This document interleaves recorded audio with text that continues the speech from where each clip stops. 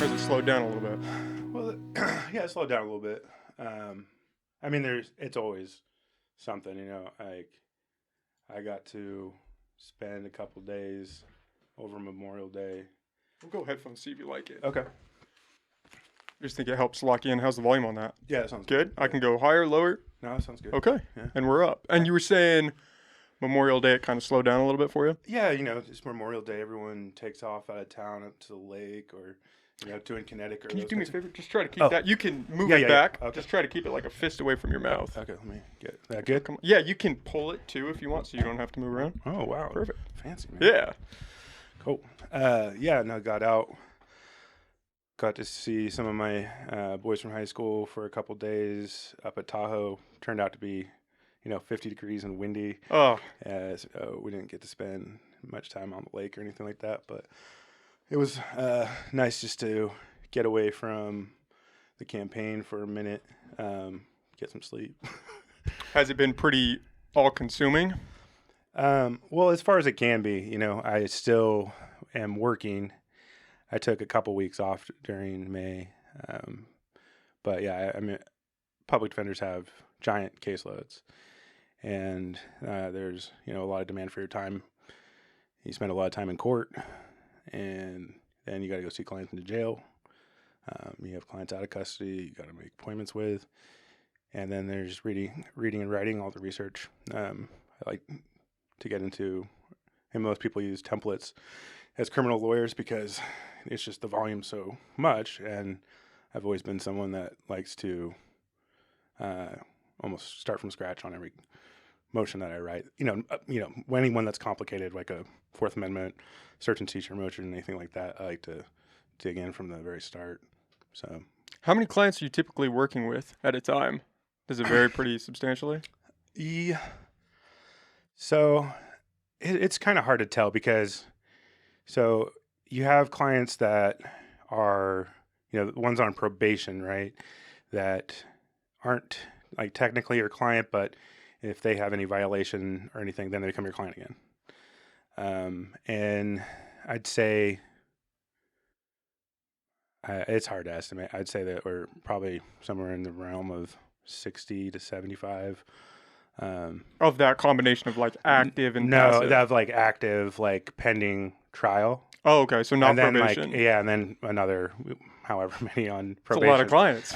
Yeah, no, it's a lot. It definitely is. And you want to be your best for every single one of them, right? Even if they don't like you or whatever it is, that's the job. And so I always want to make sure that I'm spending enough time. So you add that full-time job, which is, sometimes more than a full-time job. You add running a campaign and the demands for your time there in terms of writing responses to questions, helping manage the social media. Which can be a lot. Yeah, that in itself. I have two great campaign managers that have dove in on this with me, just volunteering, like giving their time because they believe in, the message of that we need change in this community. And they're from two different worlds. In theory, like we have one that was a police officer for 20 years, retired a year ago from Arcata Police Department. He was on the drug task force when I used to review their search warrants and advise them. And so he's a jack of all trades, gets a lot of stuff done. He's always coming up with stuff that I got to work on. And so he keeps me busy. And then the other one, Tabora, she's right now getting her her MBA from Davis. That's mostly online, and she's a world traveler, artist. Started scrap in Arcata. Is in, got that activist vibe to her. Knows everybody. I've known her since I was probably in 7th grade. Oh, wow. Yeah. And her brother, Cornell, is a comedian. He's actually performing. He lives in LA, but he's going to be performing at Savage Henry 14th and 15th this month, headlining, doing an hour. Oh shit, that's Yeah. cool. Yeah, and so him and I have been buddies forever. He was one of the guys that I was in Tahoe with. So.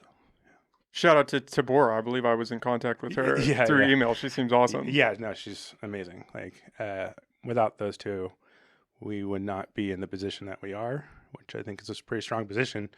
You know, every endorsement that both Stacy and I have gone for, we've won every single one. And so, you know, I think that is a testament to people understanding that we need change in our community, but also a testament to how hard those two are working. How are you feeling about your odds right now as the election draws closer? I feel strong. I really do. Just talking with people in the community, you know, I think a big part of my supporters is, I think, people that obviously are paying attention to what's happening. People, you know, have a lot of police, more law enforcement support than the active ADA. And I'm a public defender. That's kind of probably unheard of. Yeah, and and then at the same time, I have, you know, very conservative folks supporting me, as well as very liberal folks. The Progressive Democrats are supporting me, for example. The Green Party has endorsed me. The Democratic Party, and then Yurok Tribe, and then just pile on a bunch of unions. So I think we've done a good job with that, and yeah, I think we're in a strong position. I think that when I talk to folks in the community, they're, you know, not the people being loud, or they're not the trolls on the Lost Coast or any of that stuff.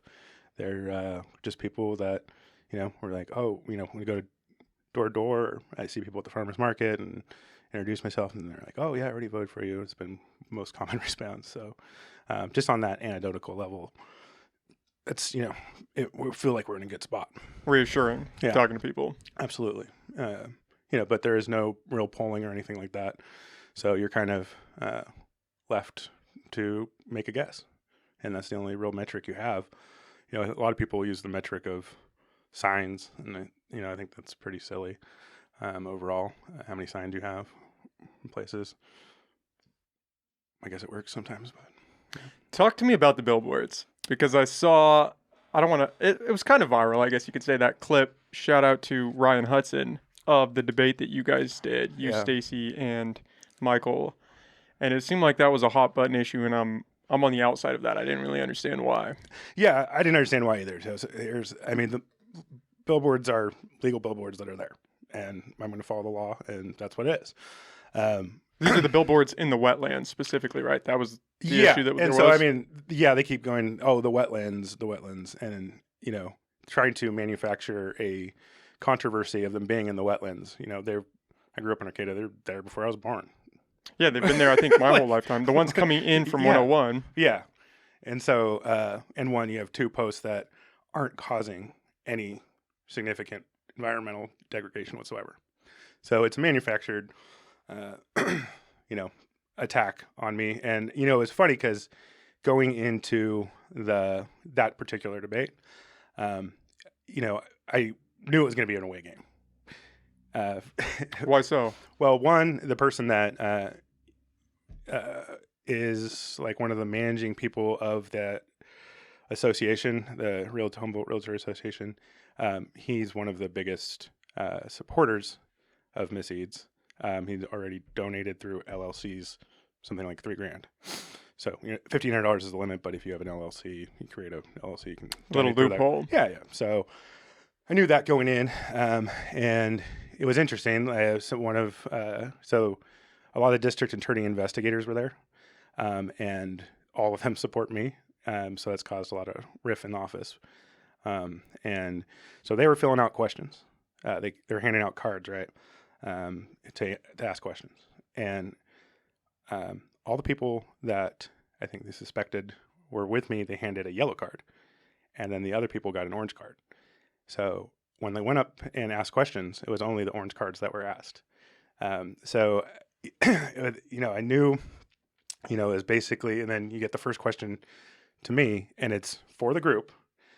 And it's, well, you promise to never have your picture on a billboard in a wetland. And so I was like, well, that's clearly a question only for me. Had you made that promise previously not to do that? No. Okay. No, I never said anything like that. And so I was like, all right. I see how this is going to go. And, my first reaction was just to stand up and go, nope, and then sit back down. And then, the crowd, they, her surrogates, she's got two very bellicose type surrogates that are loud. They're like yelling at me from the crowd. These are just spectators watching? They're Eads supporters. Yeah, more campaigners, like part of the team. One's a political consultant.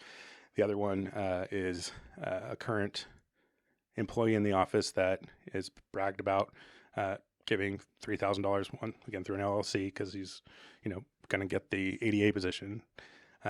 Just really kind of disgusting stuff, in my opinion. Some backdoor action going on. Absolutely. And so, in any event, they're like yelling at me, like, yeah, my buddies put up some billboards. And, they went from the environmental thing, because like, it's not an environmental issue. I was named environmental prosecutor for the state of California. I'm someone that's why I went into law before I became a prosecutor. And why I became a prosecutor, I started as the environmental prosecutor. And so the whole thing just was silly to me.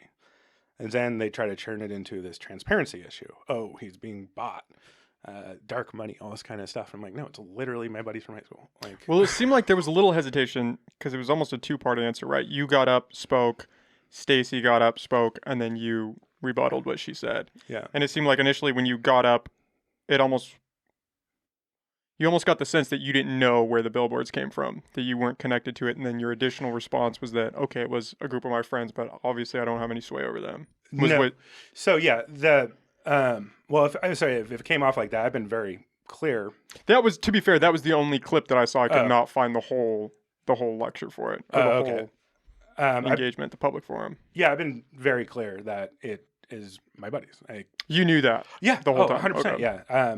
I didn't. Did you have anything to do with that, or they approached you afterwards and said, "Hey, we got this billboard for you"? Well, no, they said, "I want to do something for your campaign," and they mentioned billboards. They mentioned some other ideas, and I was like, "Okay, well, if you guys are gonna do that, I can't coordinate with you. That's what the law says. Like, if you have an independent expenditure committee, you can't be a part of that. I can legally, I can give them pictures.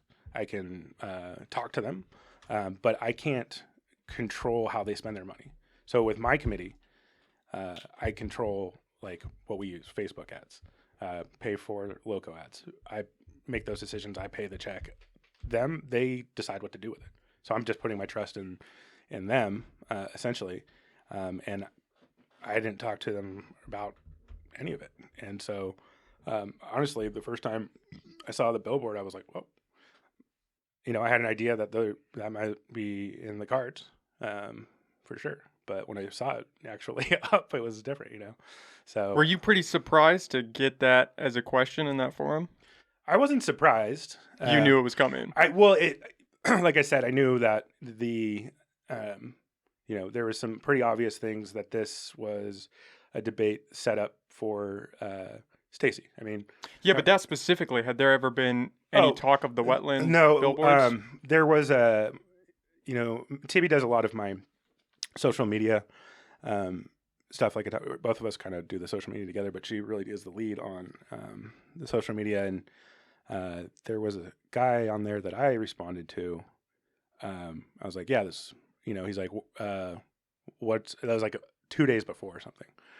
Before that thing, I was like, what's the deal with your billboards?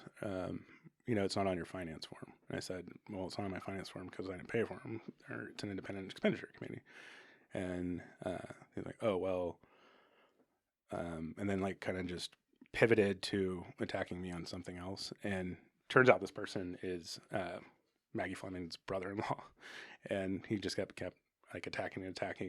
And I think Tibby or I might have banned him at some point because it was just like constant. And that's, what we've endured over the last month. Their campaign, I think from noticing the support that we have just pivoted to attacking me in any way they can. And also at the same time, copying my policy ideas.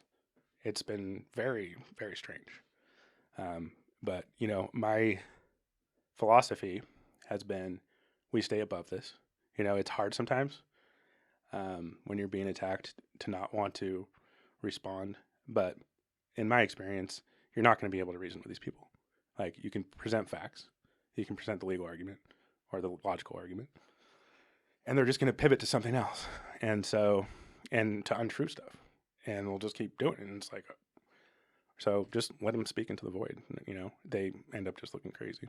Do you think that that is coming from the campaign arm of Stacy Eads' campaign? Because I didn't get that impression from her. She seems pretty level-headed. But in that clip that I saw, she was definitely, you two were definitely, it was, the spotlight was on you two, going back and forth. Well, yeah. You know, I'd say before this, I worked with Stacy for 6 years in the office, and then 2 years we've had cases against each other. And I've always liked Stacy. I've never had a problem with Stacy at all. But if you look at what's happened over the last couple of months, you know, if you look at, I encourage you to look at the debate from the Women League of Voters. That was I saw that one. Keat, and you know, spends the entire time talking about me, essentially, you know, attacking me, and then uses her closing statement to. I don't know if she knows that they're lies, but to make, you know, fear mongering at the highest level, saying if you vote for Adrian, the last sentence, if you vote for Adrian Kamada, yeah, do you mind if I reiterate that? Go for it. This is a direct quote from that League of Women Voters Forum. Quote, "This is dangerous, ladies and gentlemen. If Mr. Kamada is your DA, you will not be safe." That was on May 18th. That is a pretty bold statement to make. Yeah, and so, you know, from knowing her in the office and knowing her for, you know, 8 years, she's pretty mellow, introverted person.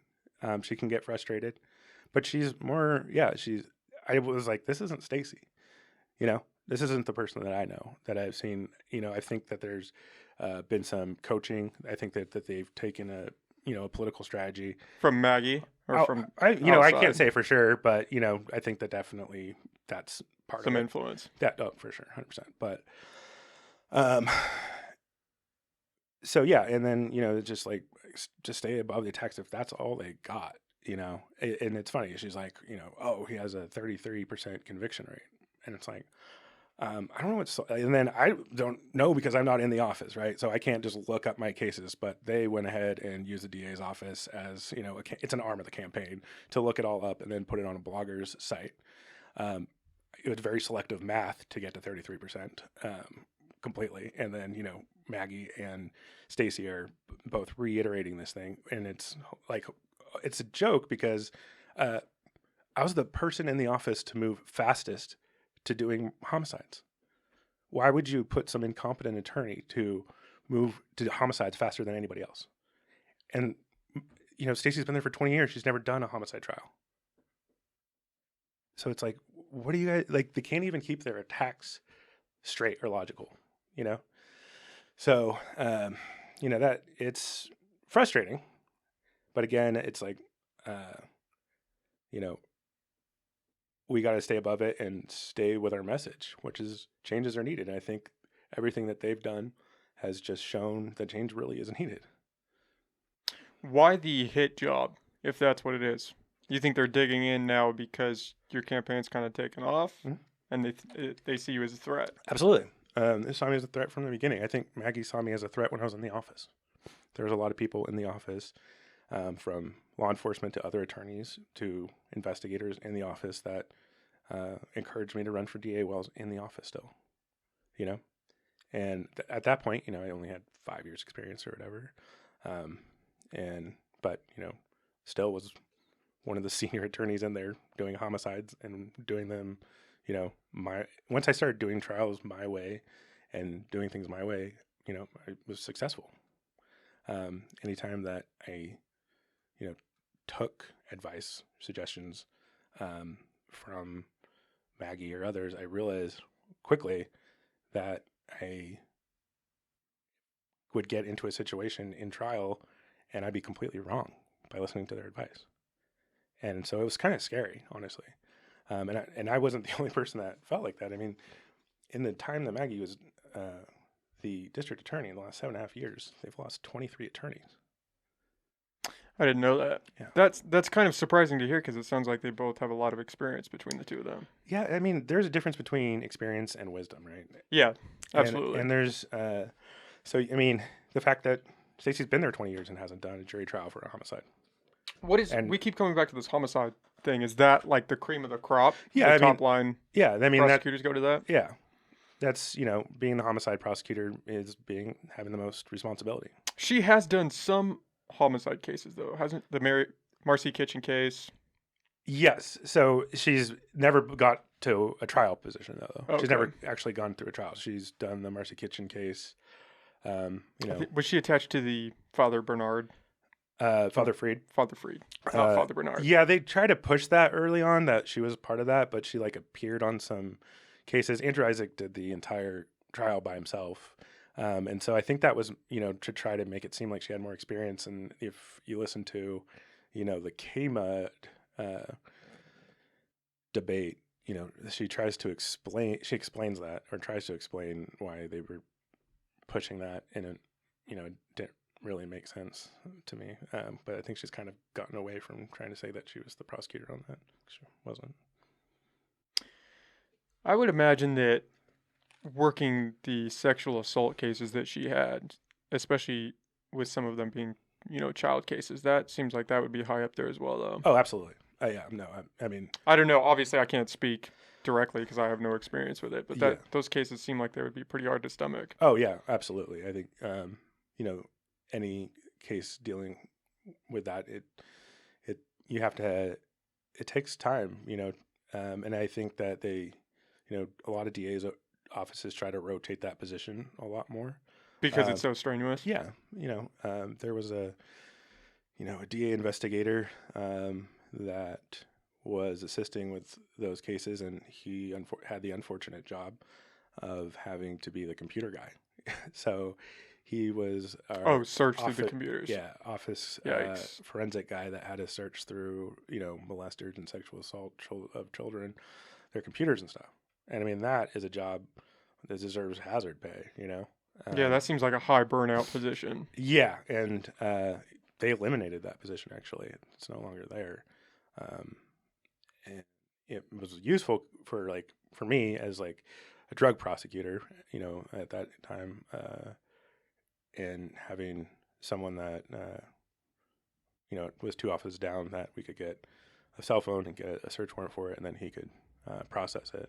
Now it's left to the agencies to do. So. Yeah, do you feel like working homicide gives you kind of like a leg up for this position if you were to move into the DA slot? Sure. I mean, I think it's something that you need to know. Factor in. Yeah. Ultimately, I think that the way that you view the position and the way that you run the office and the culture that you install is the main factor.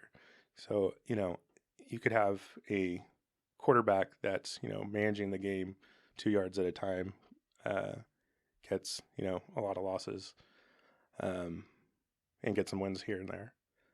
And that's kind of how I see the office operating in a lot of ways, as opposed to having an actual game plan, a strategy, moving the ball, using all your weapons, And so that's how I see myself coming in there is, they're very much, oh, well, you're not an administrator. Well, Maggie wasn't an administrator before she started.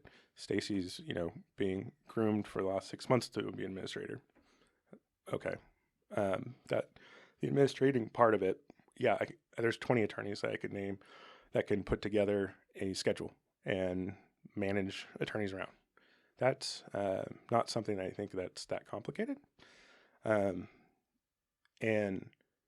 well, have no problem doing.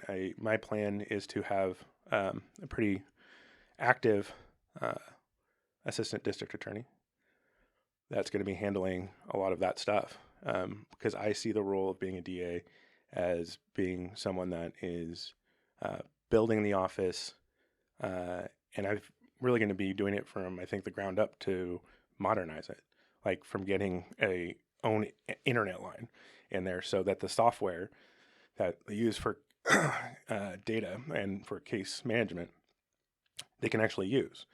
It won't be all slow and, not user-friendly. Get rid of that. Have tablets down in court, like my tablet, instead of making 7,500 files a year. I mean, there's literally 3 people that make files and 2 people that chase around files. And, those jobs, the turnover in the administrative part, during their part, 33 people have left the office. It's a lot of people in 7 years. And so they're kind of high stress jobs that aren't paid well. And I think that leadership means that you are out there advocating for those people so you can keep them, so you don't have this turnover rate. I think that leadership means that not only are we going to eliminate those, the need to have a bunch of people making files, but turn those into substantive jobs. Actually give them substantive tasks, including like data collection, so we can make policies that are data driven.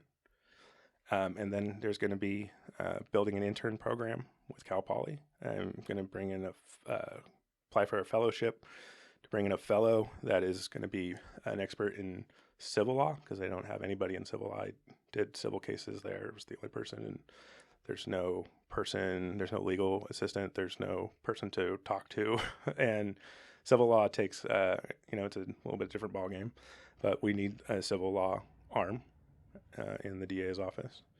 And so there's a lot to do, and I see it as I'm going to be making decisions on management stuff, but my assistant DA is going to be doing a lot of the nuts and bolts stuff while we do it.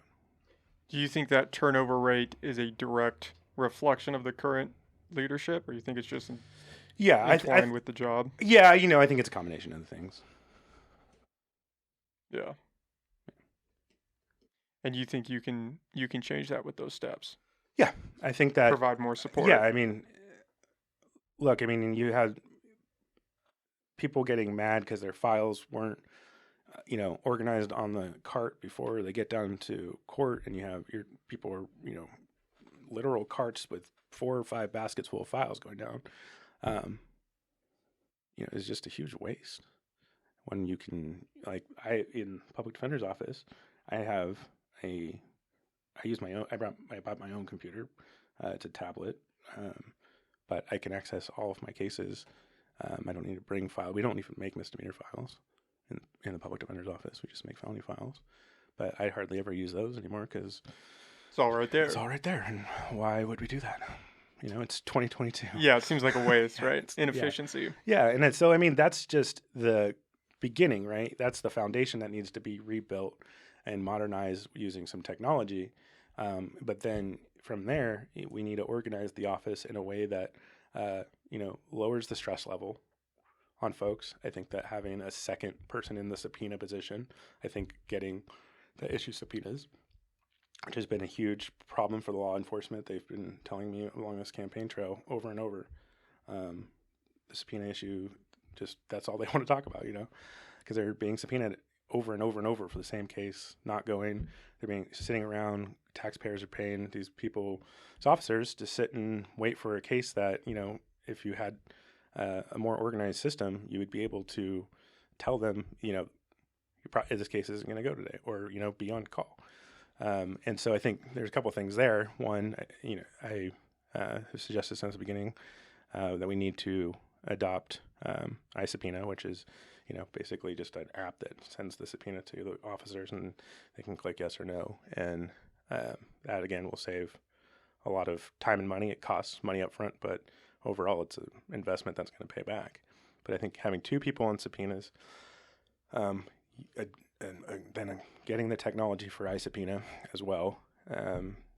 And you take one of those people that's making files and move them over there, and then you lower the stress of the person that's in a really stressful position because they are at the front line of all these people calling in, going, "Well, what's going on with this? What's going on with that? What's the status? Blah, blah, blah. Do I really need to be there, etc." So that's tough. So I think, and then a big part of it is going and listening to these people that are in those jobs and, hey, what's working for you? What's not? How can we fix it? And instead of just, spitting demands, have a little bit more, I think, investment into the mission. And not that those folks don't, they have a lot of investment into the mission, but it's, I think, some of that is taken away by the stress of the job. Would you say that's one of the primary focuses of your campaign is essentially modernizing the office and providing that support for the employees? Yeah, well, I mean, that's the very base, That's kind of the foundation of where it has to foundation, and then we can build from there. And building from there means that we need to start looking at how we use our positions and how we can be more effective with them.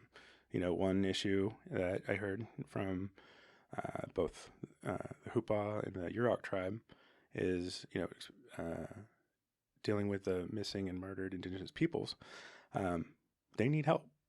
And one way that I think we can help, and one of the things that they're continuing talking about is,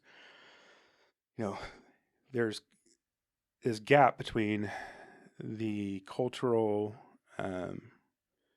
sensitivity and approach that you need to take. And there's a lot of folks in that community that might have some information about some of these missing people, but they're not, there's a level of distrust with law enforcement and stuff. But, there are some people that I think once you build that trust, are going to be more willing to talk. And part of that is having a DA investigator, a seasoned person that has done missing cases, has done homicide cases, can go and start to be a liaison to actually start building a relationship there, and can give advice about what are the right questions to ask in a missing persons or a homicide case. And then the longer they're there, kind of understand the cultural aspects of it as well, and taking that approach. And so that's, something I do. I'd assign an investigator to be that liaison, to help out, because, I went up there for the ceremony last month, and it was, it's devastating. People are missing their family members and don't know what happened. Is that still a pretty prominent issue around here? Oh, absolutely. Yurok declared a state of emergency this last November, December. And there's, last month was another missing young woman.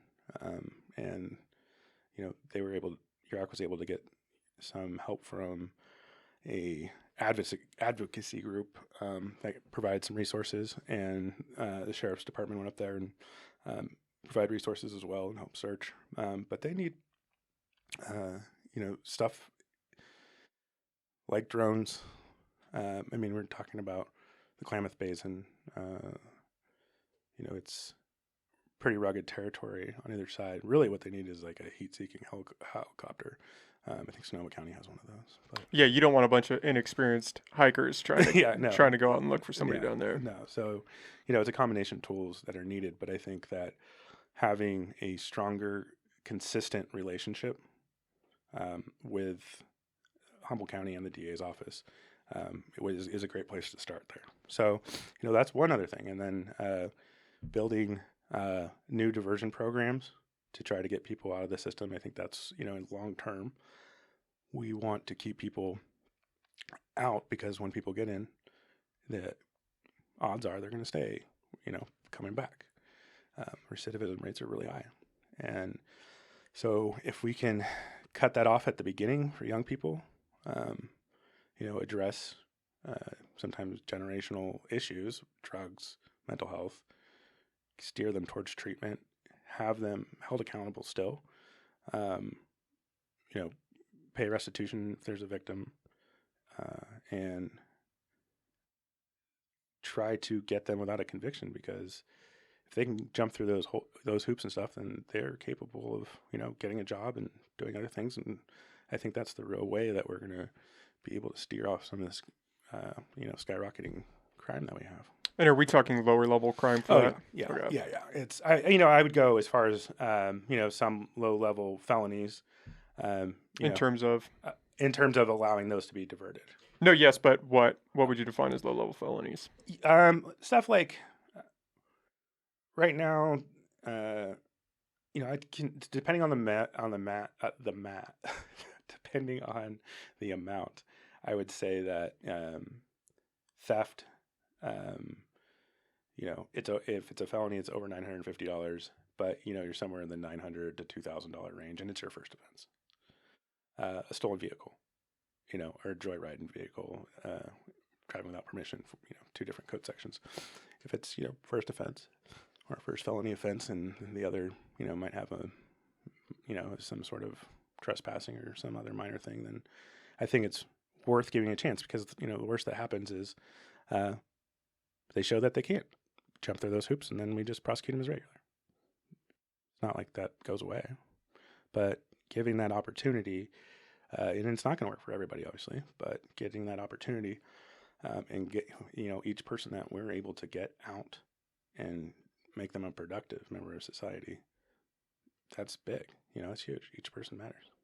Yeah, the criminal justice system definitely seems as though it has a fundamental break when it comes to jail, especially, and prison. And that it doesn't seem like it's structured in a way to actually rehabilitate these people.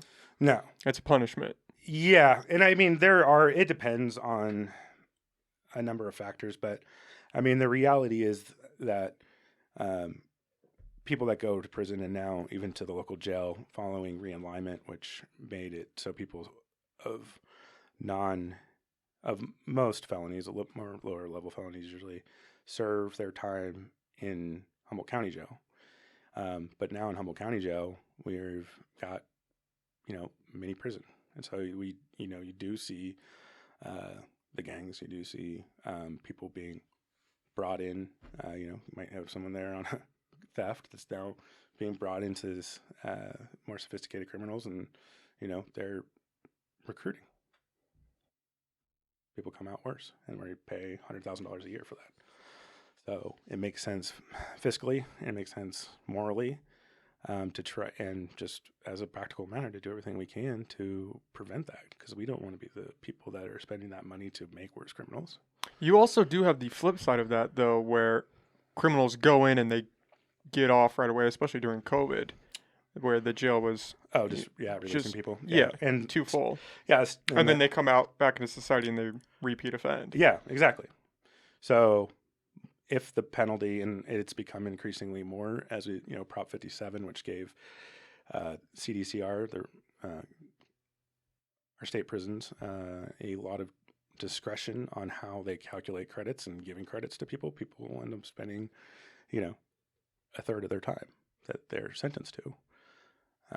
And so in that third of a time, what did we do? Exposed maybe somebody to become a worse criminal. Maybe that wasn't enough time, but we, really haven't done anything but get a conviction, and now we send this person back into our society. Hard to get a job or anything when you have a felony conviction, generally. Kind of pushing them back into doing dirt. And, obviously I'm a huge proponent of personal responsibility. And I don't think that we should be necessarily holding anybody's hand or anything like that. I think that, we see who we can kind of shake out and who's going to jump through the hoops and show that they can earn their way to not having a conviction.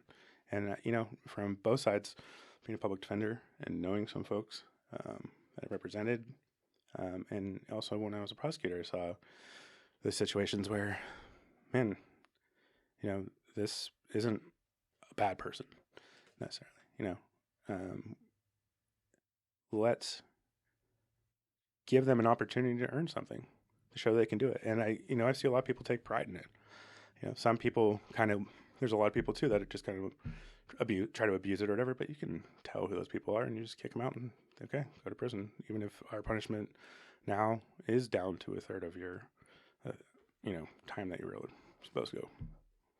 That's our only option. So let's try to do something else.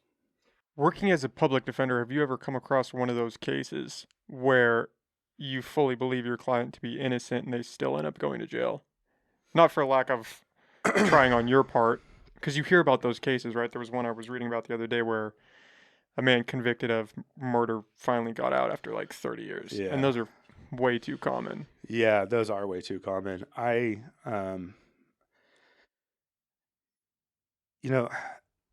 seen a lot of cases. It's hard sometimes to look at a case that's filed and go, wow, that person's 100% innocent, right? Yeah, it's got to be hard to tell. Yeah, I mean, you're reading, statements that a police officer took, and wrote down what other people said for the most part. So even when you talk to these people yourself with an investigator or whatever, you're getting part of the story. So innocent is, that's a high thing. It's almost like reverse proving someone 100% did it, right?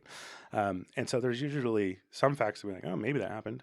But the point is that the DA has to prove a case beyond a reasonable doubt. And so that's why there's a lot of not guilties, or they've been getting a lot of not guilties, is they're not meeting that burden. And that's, you have to be honest about that. And what I see, this is one example, happened last summer. Had this case, and this, 25-year-old man was a roommate. Him and his roommate got into an argument over something really silly. His roommate was like, you need to leave the house. It's more of that guy's house, or whatever. And my client was like, okay, and he's in his room, cleaning up stuff, but he's taking, a while. And so the victim is strolling back and forth, and he's like holding a chain or something and kind of yelling at him, get moving, get the F out of my house, that kind of stuff. And, then at some point, the victim comes at my client and tackles him, punches him in the face. My client grabs a knife and stabs him as he's like, it sounds bad because it's in the back, but it's like he's on top of him type of thing. And he stabs him, and they continue to wrestle on the ground, and my client's like, dude, you're bleeding pretty bad. And the guy like gets up and leaves. My client leaves the house too and goes over to the neighbors and calls the police. And they talk to the victim, and the victim says, I don't know what happened. All I can say is that I was really drunk and I went at him. That's all I remember. He was that drunk. My client was sober and was like, yeah, he was drunk and he attacked me. And during the interview with the police, he said that I would have killed him. And so they were like, attempted murder. And so, police, that's what they wrote, attempted murder, that's what he's charged with. And that's what it says in the report. I would have killed him. So there's his, trying to prove his state of mind, that his goal was to kill him. And so I get the body-worn camera and watch the video. And it's literally, I would have killed him if I had to. If I had to, And then then goes on for the next 2 minutes talking about protecting himself. So at the preliminary hearing, I got all the charges dropped except for assault with a deadly weapon for some reason. It didn't really make any sense logically to me, but they still charged him with that. Yeah, and so at that point, after I play the video in the hearing and the DA sees it, and that's all they have, you would kind of suspect, all right, we're not going to go further with this. And then comes to trial confirmation, like 3 weeks, they file the assault charge because that's all we were able to get to hold. 3 weeks later, guy's still in jail. My client's confused, like what's going on. And 3 weeks later, it's trial confirmation, and I asked the prosecutor, hey, have you looked at this? Like, because someone else did the preliminary hearing. That's the other problem. The DA's office is, they keep transferring files over, so no one's has ownership of it. It's like, have you looked at this? Did you read the preliminary hearing? Did you watch the video? And the prosecutor sort of joked, "Oh, I'll do it, the weekend before trial." I was like, "No, dude, like, this dude's in jail. Look at it." And, to his credit, he did look at it and goes, "Oh, I don't think I can prove that. I'll probably dismiss it, but I got to call the victim." I'm like, "Okay." And then, like, another couple weeks go by, and your client is still in jail yeah, during this time. Another couple weeks go by, and we called the victim. Weren't able to get a hold of the victim. So that tells you we're like 2 months into this. They haven't even talked to the victim in this case. And this is all they have, is that his statement saying he was drunk and then he went at him. Okay. But we got a hold of his mom. And his mom says that he might remember something now. Okay. So then another week goes by. Oh, we brought him in and we talked to him, and he doesn't remember anything else. He just said he was just drunk. Same thing as we said in the police report. Okay. Still don't dismiss it. The next Friday is trial assignment, where the trial is literally starting on Monday. Maggie Flaming comes down and tells the court, "Oh, we unfortunately have to dismiss this because we lost a witness." And I was like, "You didn't lose a witness. You talked to him last week. That's the first time you talked to him," which is unbelievable. As well, what about victim services? Guy got stabbed in the back. If they really thought they did this, but anyway, says they lost him. You didn't lose him. And then, I explained this guy's been in jail for 81 days. He spent for protecting himself. That's the only thing. 81 days for self-defense. Yes, because they weren't able to make a decision, and they just didn't care to make a decision. It seemed like, and then lied to the court that they lost their witness, and then I pointed that out. And then they're like, "Oh, yeah, well, we did talk to him, but we do have the witness, but, we're looking for additional information. We were told that there's additional information." I was like, "Well, still a couple weeks ago. And you guys confirmed for trial. You guys said you're ready to go to trial." And that is not something that's irregular. That's pretty common. It's common. It's like... That's not what you want to hear. No. That's not a comforting feeling. It's stuff like that. It was just so frustrating. And then, when they talk about, "Oh, well, we were just trying to investigate more." Was their excuse? You didn't even try to call the victim for 2 months. And then when I pointed out, you guys don't have a case, you reluctantly do. I mean, thank you. And then agree with me, but then still, drag it out to the last possible second and then, what does that tell? There's so many times that calendar, that trial assignment, where they decide where trials go. There's so many dismissals. So what does that, and there's a bunch of defendants sitting there, and they're like, "What does that tell you? If we just wait, we're going to get a better deal at the end." What does that say to you as somebody in that field? Does that show incompetence or negligence, or just a lack of desire to release cases they know they can't stand on? I think that's the main thing, is decisiveness. I think that office runs in a manner that is, we don't want to be the accountable person, which is ridiculous, because that's what a DA does. What a DA should be doing they're the gatekeeper. They should be deciding stuff right off the bat, saving police resources, saving taxpayer money. Accountable in the terms that they don't want to let the wrong guy go. Yeah, exactly. And I understand that, sometimes stuff like that happens. And then, it comes back on you. Right. But if you don't have the evidence, you just say that we don't have the evidence. Like, that's your duty. You don't drag a case on, and not investigate. There's some cases where you might not have it beyond a reasonable doubt, but you need to keep someone off the street, like a very serious, dangerous person. And then you spend that time actively investigating. You don't wait, you get on it. Those are situations, but what I see is a lack of decisiveness. There's the strategy for cases is basically charge as much as we can, dismiss everything except for one charge, and we'll call that charge open, which means that they're not offering probation. They're going to argue some prison term. Most of the time they know that, under the law, there's factors. The rules of court say this is how you get probation. And if they're eligible, they're eligible, And so, but just out of having that stance, not saying we offer probation, wait for the judge to like, okay, pleads open, I'll indicate as a sentence, though, your probation. So why do that? Well, if something goes wrong, they can go, whoa, we already should go to prison. The judge is the one that gave him probation. So I think it's not wanting to be accountable. And I see that with juries. So they lose a jury trial and they learn nothing from it because they're like, oh, that was a bad jury. Or the judge gave us bad decisions. No, you just didn't have the case. So evaluate your case, and don't wait until the weekend before. That's not very comforting hearing that, I'll be honest. That kind of ties into the standard trope of the system's a little broken. No, it's extremely, that's why, going into this, I know that this isn't something I'm going to be able to turn around overnight. It's going to take time.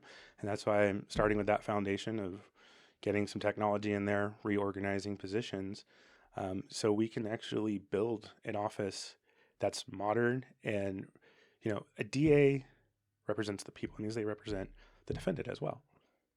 Yes, they're prosecuting, but the paramount goal for a DA is to do what's best in societal interest. That's the goal. Seek the truth, get justice.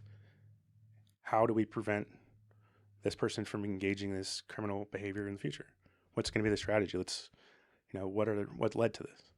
Some people, you're not going to, be able to offer therapy and, drug program and, they're going to get better. There's just, some people it's not, but we got to try where we can, and we got to evaluate people individually.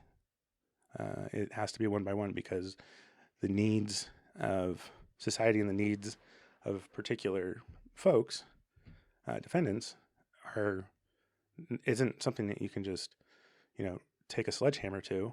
It's using a scalpel and going, okay, this person, this is the best way, the best chance we have of getting this person out of the system. Instead of just going, like an assembly line of cases. And that's where you end up with those situations where there's no ownership and you have a person that just spent 81 days in jail for protecting themselves. Yeah, that's wrong. I mean, I'm a firm believer, for better or worse, because you could make the argument that it's better to let 5 criminals go than lock up one innocent person. Yeah, I don't think we fortunately don't have to ever make that decision. Yeah, it should be that way. But that's such a problem. You hear about innocent people just getting decades for crimes that they didn't commit, for evidence that was already out there and just never looked at until decades later. I mean, it's far too common. Yeah, no, and when I see those, what sometimes is one of the most insanely impressive things, I guess I'd say, is, you see those stories and the people get out and they're like, not everyone, but a lot of them don't have like a grudge. Which is surprising. I would be ready to. I know. Like, I'd be pissed. Yeah, I'd be so pissed. You have your life taken away. If you have kids, you missed all their birthdays, all that stuff. I mean, your life is essentially, like you said, it's taken away from you. Yeah. You're put into a cage. Yeah. And if, you were truly, convicted on lies or false evidence or whatever, and that's how they got you there, it's, that, how do you not have some just like rage about that? So, when I see those people that are like, just happy that I'm out, it's like, what? It's impressive. And, that's the other thing, when you talk about being a prosecutor is, there should never be that situation. Being a prosecutor isn't about winning. It's about doing the right thing. It's about putting away the actual criminals. Right. It's seeking justice and the truth. That's it, and you present the truth. And so if you're not presenting the truth, and, you have a witness that you think is, you don't believe in, and you put them on there just for the goal of, it's not, the jury might believe him. Well, if you don't believe him, that's probably giving you a pretty good signal if you've been doing this long enough. So, so I think that kind of ties back into some of the campaign stuff when I see, attacks, lies, misrepresentations made by people that are prosecutors attacking me. I'm like, well, what does that say about your character as a prosecutor? Can we trust you to be a prosecutor if, I know it's a little bit different arena, but at the end of the day, you're doing the same kind of stuff to win. And that seems to be the drive, right? And that shouldn't be the drive ever in the courtroom.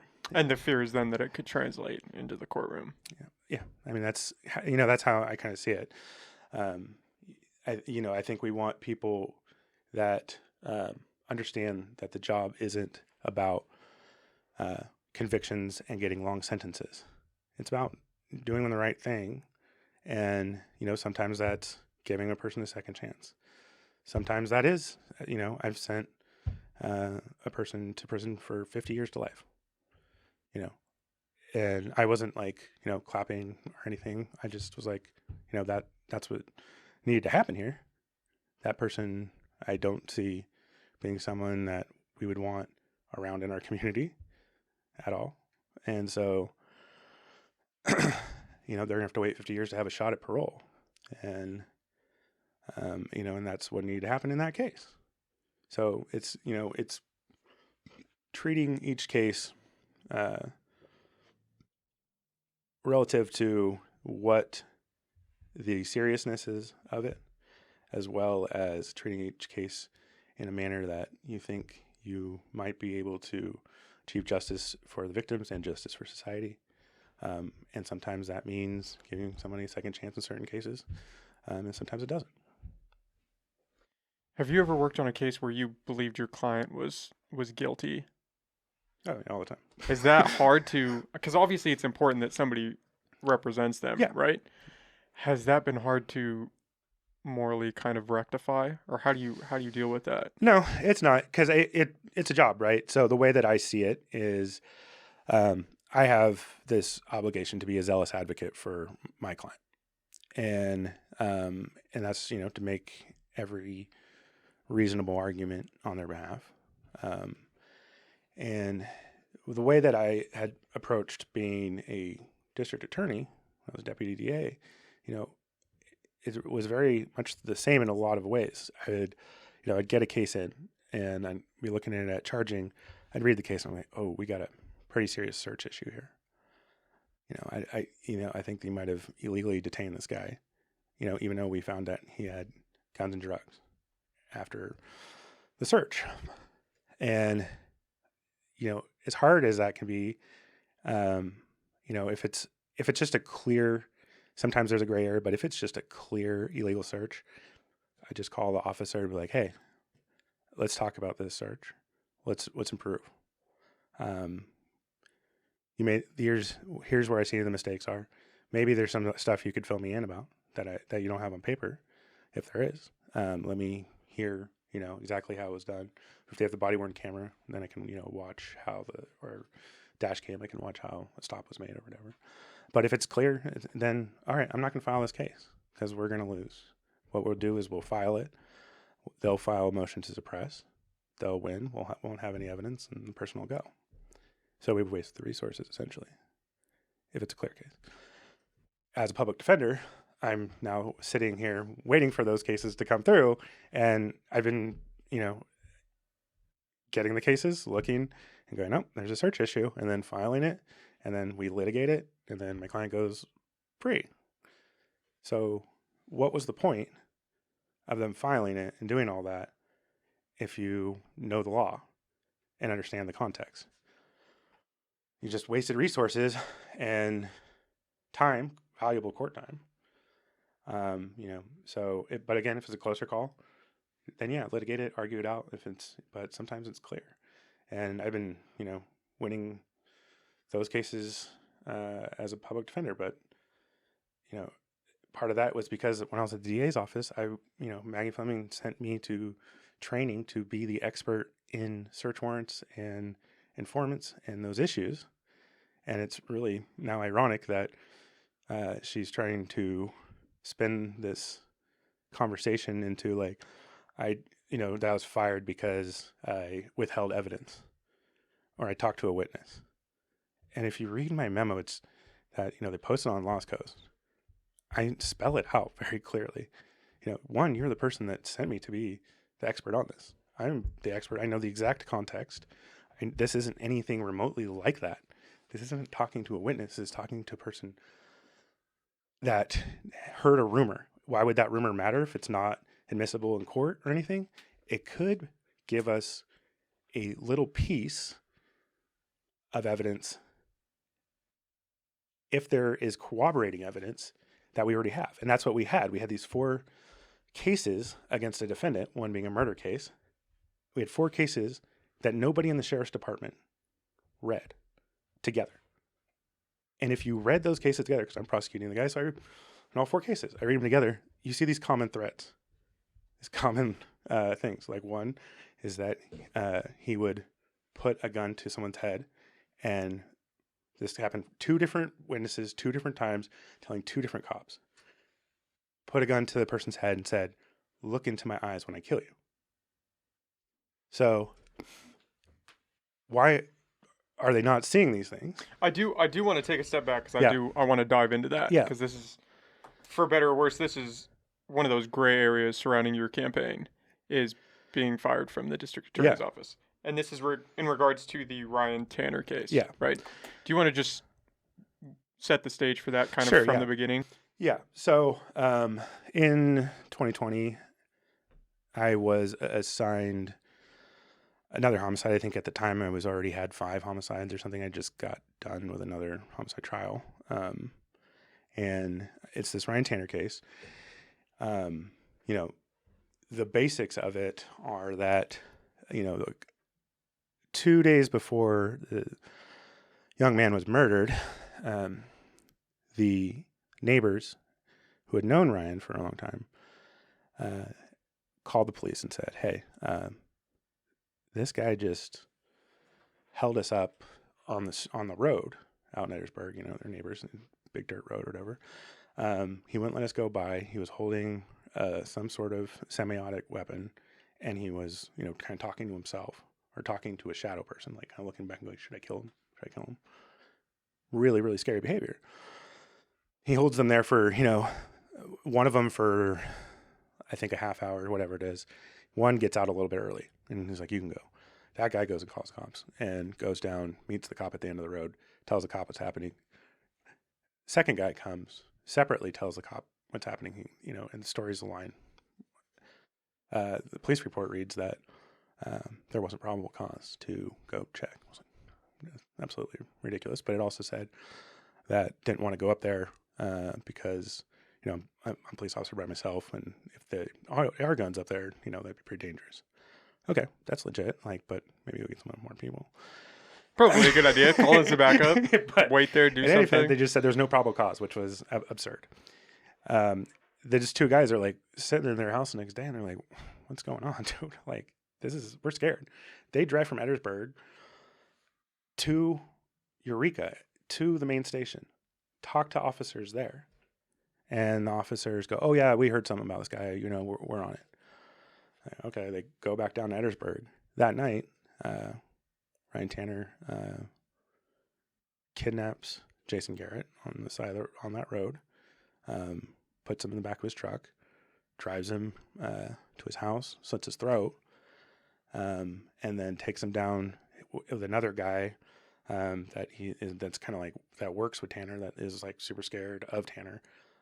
Takes him down to his dad's like secondary unit, and they put him in a bathtub and shoot him in the head. After slitting his throat? Yeah. I think it must have been it was bleeding, and but they put duct tape on it after. Okay. But it wasn't like, you know, deep. So it wasn't like they slit the jugular. Yeah. Okay. And so they shoot him, and then Tanner makes the other guy put him in the back of the truck. They drive up the hill, find a water tank, push the water tank to the side, and Tanner holds the gun while making the other guy dig a hole. They throw the body in there. Tanner goes back down, burns his dad's secondary unit down to the ground. Which was where the bathtub was. Yeah. Okay. And in the interim of all that, there was a girl that was with the victim in the beginning, and she had run into the woods. Tanner went back and she had like a motorhome down the street, maybe like a quarter mile. He went and burned that down. And then, as that was the one case, that was the murder case. Then I'm looking at these other cases where he did very similar stuff, and it weren't amount to murder, but assault with a firearm, threatening, with a firearm. yeah, and those kinds of things. And in any event, when I get the case, we're working on it. I go out like with the initial search warrant. I'm signed it right away, so I go out like on initial search warrant with an investigator, and I see the scene and give some advice or whatever, and I come back and go back to my other cases, and things are kind of trickling in as they do. Cases come right away, and one of the detectives was like, I can't believe they left that gun. And I was like, what are you talking about? Like, yeah, they left the gun on the counter. And I was like, what? This is after they performed a search warrant at his house. So what happened was the way that whoever was in charge viewed it was, this is the case we're working on here. This search warrant is for this murder. And they see a shot-off shotgun on the counter. And one of the other patrol officers that's there in the search, like, oh, I think that's the gun that was used in the assault of another guy in case number 2 over here. And they go, no, well, this is for this case, so we're not taking anything. So they leave a sawed-off shotgun on someone's counter who they're accusing of shooting someone in the head with a different gun. Is that standard procedure? Okay, because that sounds pretty crazy. It's bananas. Yeah. It's absolutely. It seems like you would take all of the weapons. Absolute incompetence. And if you read my memo when I'm talking about that, because Maggie Fleming parroted what the police would say. Well, they weren't there for an illegal gun investigation. I was like, well, what if they just saw a kilo of cocaine sitting on the counter? You think they would have just left that? It makes no sense. Well, especially where it's a murder case involving a gun, you would think they would take all of the weapons. Everything. And consider the fact that this guy, at that time, before I recharged it in special circumstances, because Maggie originally just charged murder. I recharged it to special circumstances murder for kidnapping the guy and then murdering him. That made it so he couldn't bail out. Before, he could have put his property up, bail out, come home. There's a sawed-off shotgun. Are you kidding me? So they leave the gun. You hear about it. Yeah, and so I, tell Maggie, and they kind of superficially write a search warrant, don't have us review it or anything. They send one patrol officer out, and I'm like, well, why? If you're going to go back out there, like, make it worth your time. We have, at this point, I had another sheriff's deputy tell me that he had talked to community members down there that said that this guy had been killing immigrants for years. Tanner was. Yeah. And I was like, okay. And then you look at some of these reports, you see these, the fact that he killed somebody and then buried him. And then you have the fact that he's assaulted numerous people with firearms. In there was crazy stuff happening, or that would suggest that there was no proof evidence, but there was corroborating evidence that said, yeah, this guy, there may have murdered women and buried them. Like, he had this grave site that he would pray to, about 50 yards from his house. And there was just a lot of weird stuff like that. Grave site with actual bodies that they found? No. There was just there was women's, he had this site that he put women's clothes on and jewelry around, and he would pray to it. Kind of a red flag. Yeah, no, there was a lot of red flags. There was, kind of alarming. There was a ton of red flags, right? And so I was like, okay, well, if you're going to go out there, one, I told him I don't think the gun's going to be there anymore, but there's other stuff that we need to find. He attacked somebody with a sword, so we got to try to find this ninja sword. So this is now the second visit to his house. And so I'm like, if you're going to go out there, you might as well, try to gather some more information that would corroborate some of the stuff that suggests that he had killed a woman there, right? And then we could go back with a search warrant, and at that point you would need cadaver dogs, you would need heavy equipment, you need all those things, right? But if we're going to go out there, why don't you guys make an effort? Instead, they don't even send a detective, they send one patrol officer out. And were you getting pushback on that from the DA's office as well as that was just the police? They were just kind of doing it superficially because I was mad that they left a gun. So okay, well, the police were. That's how I took it, and Maggie as well. So no cadaver dogs. No, nothing. Yeah. But so me and the DA investigator assigned to the case, we both go out there with the patrol officer. He was able to get another officer who had welding equipment so they could get into a safe that they didn't get in before, which was filled with women's underwear. Just scary stuff. The whole thing was really scary. And so this other deputy tells me that one of these people knows me from another murder case that I had done in Southern Humboldt. And he tells me everything that he says. And basically, so I understand it's like a rumor that's not going to have any evidentiary value, except for in a context of getting a search warrant down the road. And so this is the person that you talked to that was deemed as you visiting a witness. Yeah. And interfering in a sense by Maggie specifically and the DA's office. They had a problem with that. Yeah. And so I talked to him on the phone. Because that puts you in, or could potentially put you in, a sticky situation if it was brought to court. If it was a witness. If it was a witness. If it was a witness that observed something or had a chance of being called to court, yeah. And you knew that they hadn't been prior to talking to them? Yeah, because I talked to the deputy before that told me, I questioned him all about it. And he's like, yeah, basically he just overheard something in a bar of two acquaintances of Tanner. So one, you don't know how those two people in the bar know Tanner or know the information that they're saying. There's no foundation. There's no value to it. It's not like that we saw it and we saw him bury a woman or whatever.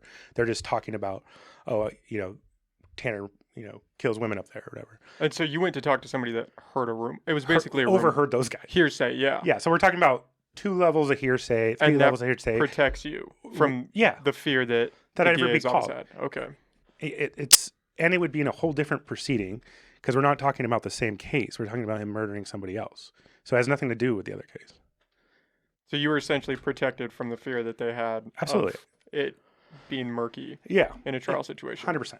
Okay. And so I talked to him, and the only question I wanted to ask him was, when you overheard these people, did they say anything about, one, using a firearm? And he's like, no, and it didn't get to that.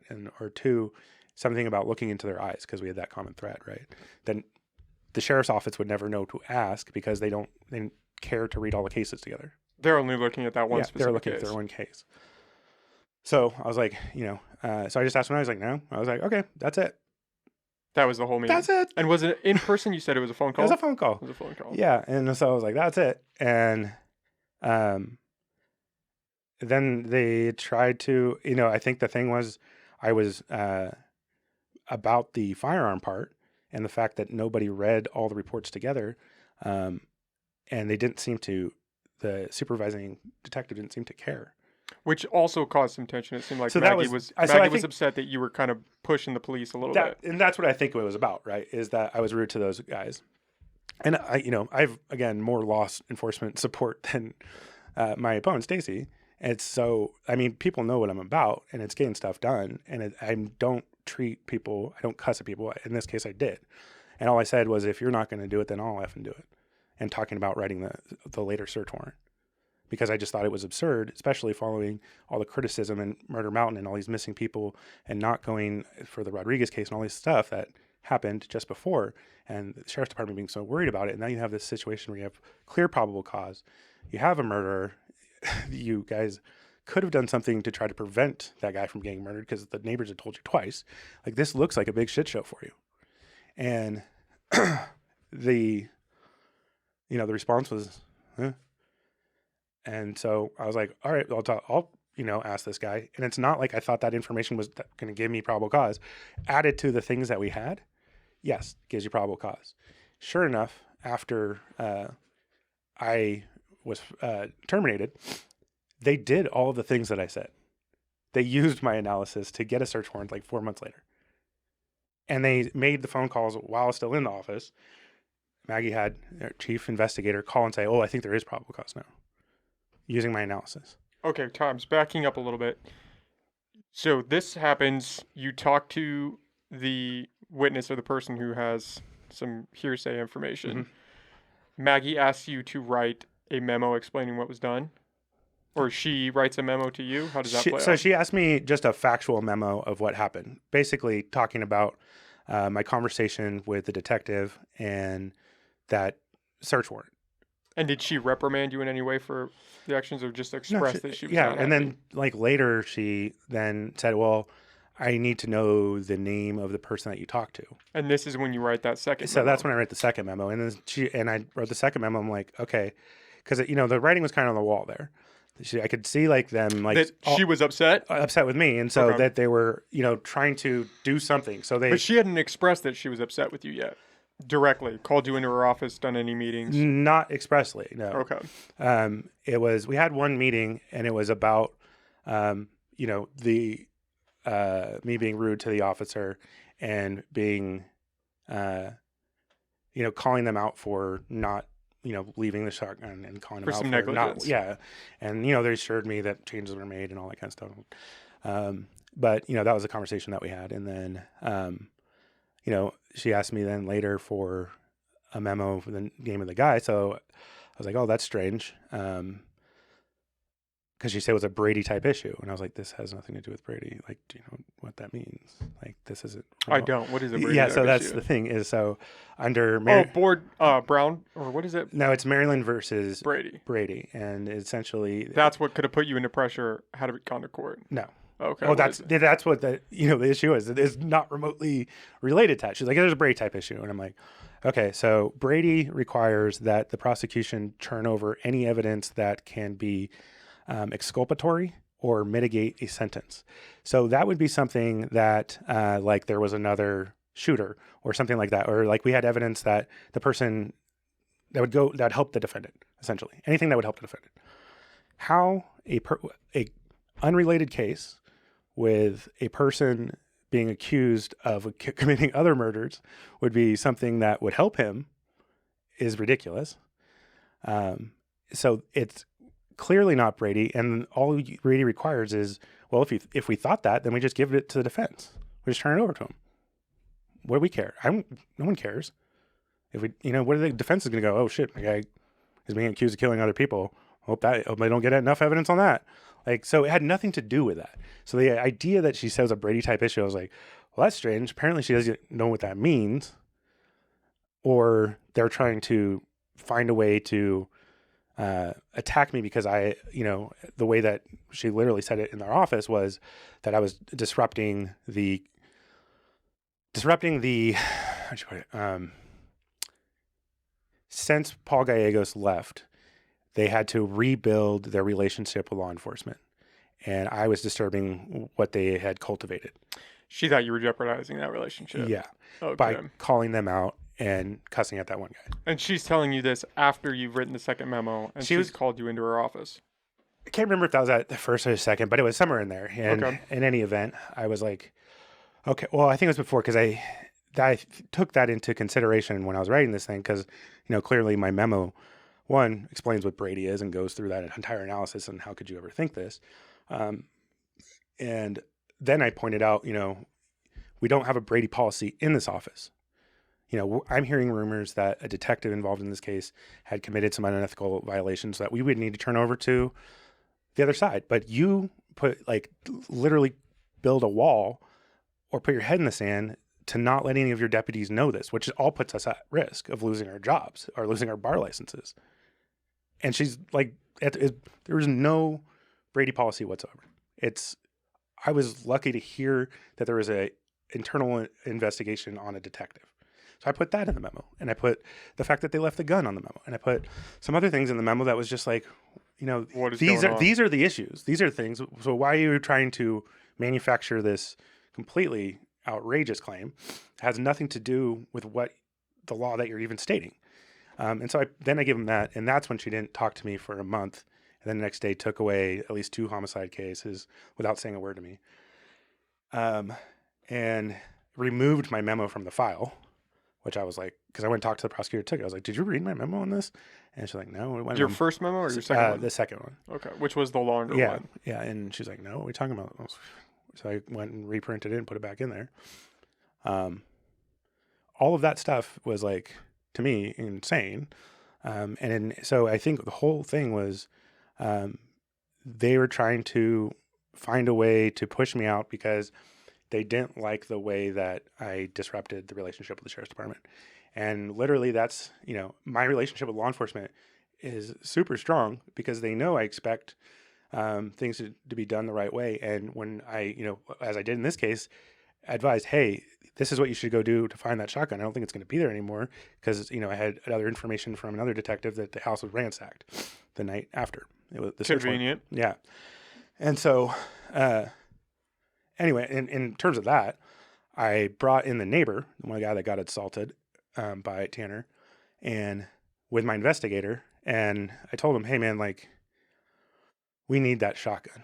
And this is what I told the police. Ask the neighbors, ask the girlfriend, ask people down in Shelter Cove, in that Whitethorn area, people that might know something. And so we brought the neighbor in, and I was like, hey, can you start asking around for this gun? We need the gun. And he's like, yeah, I'll do what I can. 3 weeks later, gives my investigator a call. We get the shotgun. That was the first thing I asked the sheriff's department to do. Instead they wrote that superficial search warrant that started this whole chain of events. Anyway, so I think what it boiled down to was, I think, one, a misunderstanding of the law by Maggie to some extent. I could, as I prodded. Which is a pretty big statement because she's the district attorney at this point. You would assume that she has some high level of competence.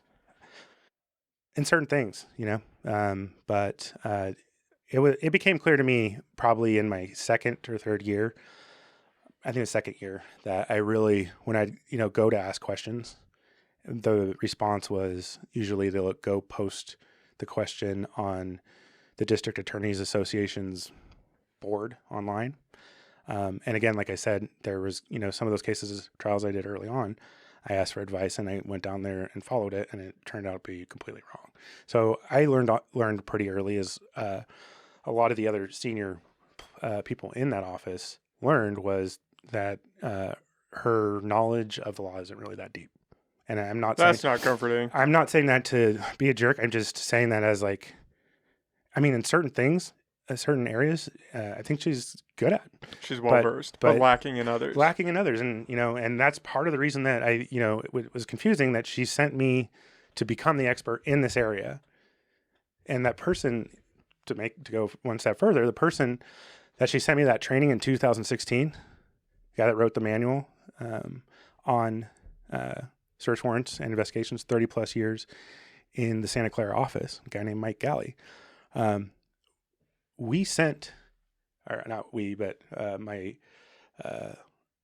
buddy down in Mendocino sent him a message, said, hey, here are all the memos and stuff relating to my buddy getting fired, and could you take a look at it? He called me like a week ago, maybe a little longer now, and first time I ever talked to him. I didn't talk to him at the training, one of those trainings, and first time I ever talked to him, and he's recently retired, 35 years, has written the manual 4 times over. He's the guy. And he was like, she just come from civil law? Like, this is completely ridiculous. You did nothing wrong. I was like, thank you. Can you please call the Lost Coast Outpost and tell them this? Like, that's what they should have done from the start. And he's like, sure. And my understanding from that was that the Lost Coast reporter basically saw this as like becoming a proxy war between my expert, who's not my expert. He's the expert in the state that wrote the manual that's in that office and in all the other counties' offices on how to deal with these issues. And then on the other side is, the person that Maggie talked to, who is, she's the godmother of the guy's kid, and she paid him, $50,000 to come up here and try a case. So is that really going to be a proxy war? And, again, they try to sort of shift what the argument was. Well, you broke office policy by talking to a witness. One, not a witness again. But two, they seem to hammer that pretty hard online. But two, that policy that she made us sign was done after the fact. It was done when I turned in my memo. She then had people come in and sign this policy. So I didn't break any policy because the policy was made after. Even if you would consider that a witness. I agree that in cases when you're talking to anybody that's actually a witness, you should absolutely have an investigator there. The idea, it was a misdemeanor attorney. She used to say, oh, well, you have to talk to your victims. But if they tell you something new, then just run down and pick up one of the investigators and have the investigator listen in. And then, in the memo that she wrote back, she says the opposite thing. Oh, because I was like, even if this was remotely close to any of what you're talking about, all I'd have to do is have an investigator talk to him. She's like, oh, well, that's not going to solve it. Well, that's what you taught us. All right. But anyway, the expert in the state was like, this isn't even a close call. He's like, reading between the lines, I can tell you, they just sounds like they just wanted to get rid of you. I was like, yeah. And it was because I think they saw me as, one, a threat. A threat for the DA position eventually. Yeah, down the road. And two, that I was disturbing the relationship with the sheriff's department. There was something that I read about the star witness, Chris Champagne. Yeah.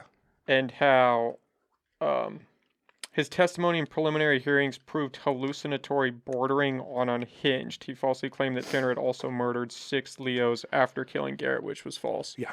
How did that come into play? Well, I was gone by that. It was reassigned. You had already been removed. Reassigned. I was working at the public defender's office. Okay. Because that came up in relation to you, and I couldn't find the connection. That's why I wanted to ask. Yeah, I had nothing to do with that. I think that was in relation to why they didn't press harder on charges or something. No. The reason that they didn't press harder on charges, and I talked to the prosecutor about this, and I agree with her to some extent.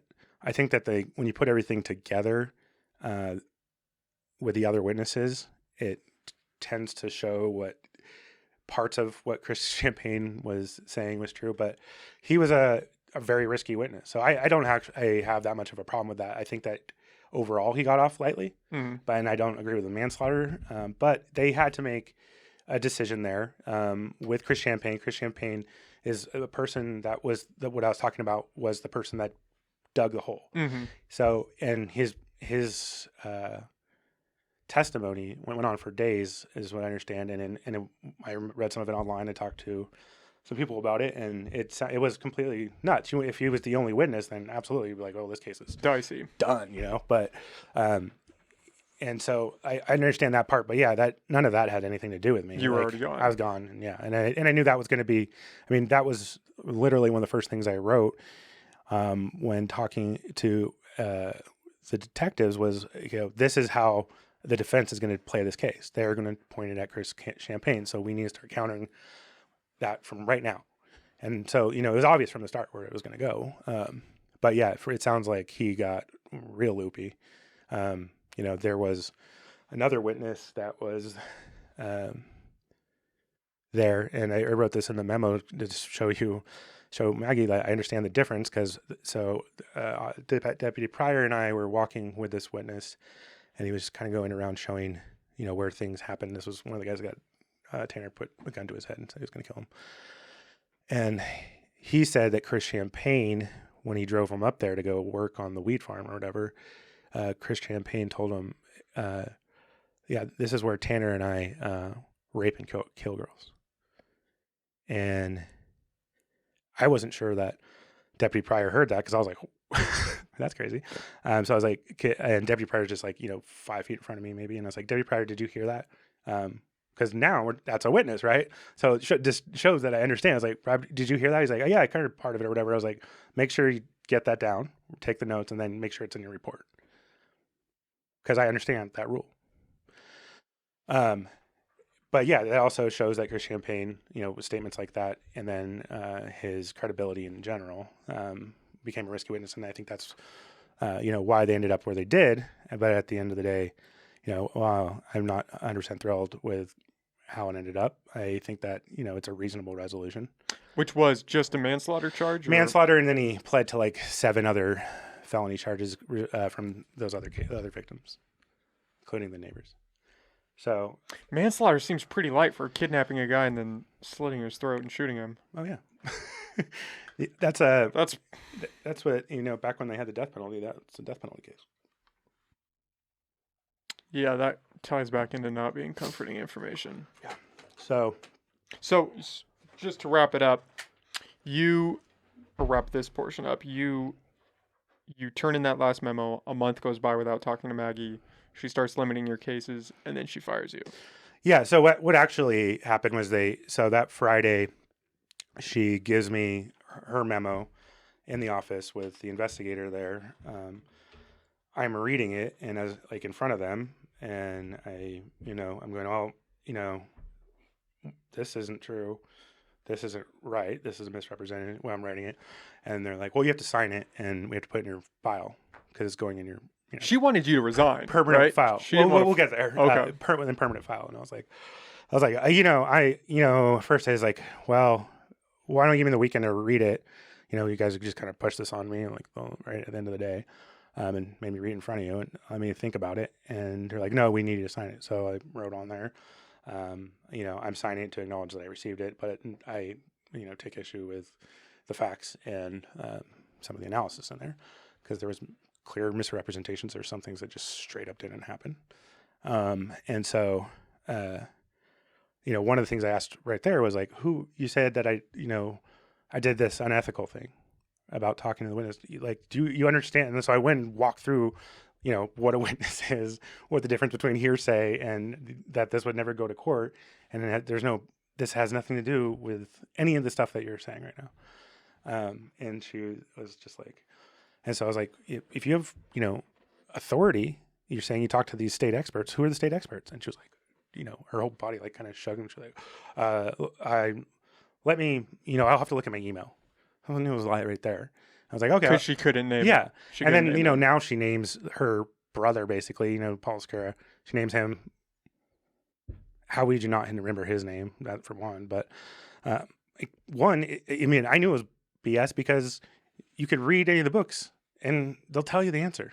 Yeah, I believe her counter to that was that she felt flustered and that Yeah. you were slightly aggressive or something, and asking who Yeah, who was your witness. So in any event, I signed the thing, left. The next Monday morning, because she said she was going to give me the information, I just sent her an email, and I was like, hey, if I'm wrong about this, then I would like to talk to these guys that you're saying are the experts. And then an hour later, she called me in her office and asked me to resign.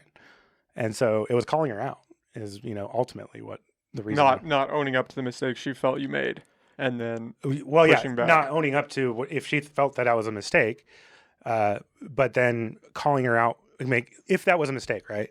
Then show me the authority, show me the law, tell me who your experts are, so I can talk to them and we can. And so the future, I understand, even though I knew what the law was, and this isn't close. But if you're saying that, then give me the information. And the questioning of her is ultimately why she was asked for my resignation, and on principle I said I'm not going to. And then she said, well, you're dismissed immediately. And I said, okay. I said, that's a bad decision, but all right.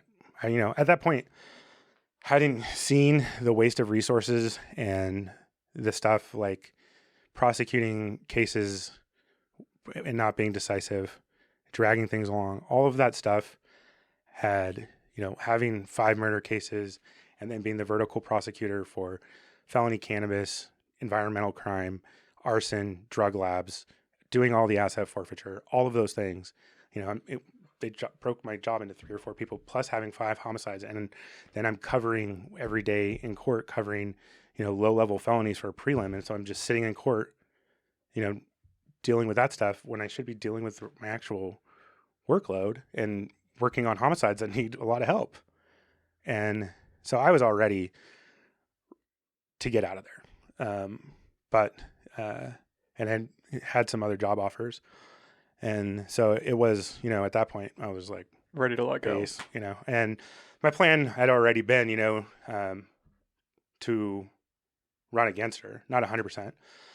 At that point, I was planning on running against her, and I think I decided, it was actually the investigators that I went up to dinner with, and they made custom shirts that said AK for DA on them.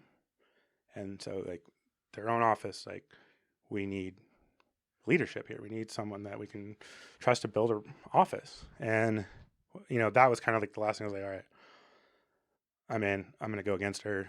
She's a 2-time incumbent, but whatever. And then, a month later, she says she's not going for it. and she's gonna, try to appoint Stacy to it, essentially.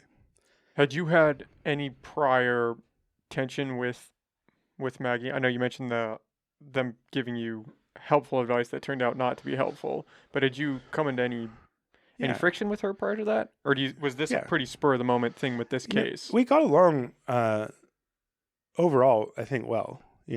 I felt like, for the cases that I wasn't the vertical prosecutor, the primary prosecutor, so I had, my own, I did the charging all the way to post-sentencing. Most cases, she does the charging. And for general felonies, she does the charging, and then she writes what the resolution or the offer is going to be to resolve it for the majority of the cases.